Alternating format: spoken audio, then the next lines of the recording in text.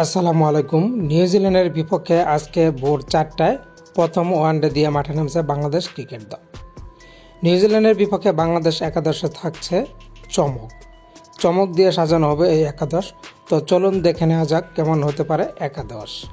বাংলাদেশ দলের একাদশে প্রথমে রয়েছেন তানজিম তামিম ও লিটন কুমার দাস। 3 নম্বর পজিশনটিতে রয়েছেন অধিনায়ক নাজমুল হোসেন শান্ত। এরপরে 4 নম্বর পজিশনে রয়েছেন দীর্ঘদিন পরে দলে ফেরা আবারও সৌম্য সরকার।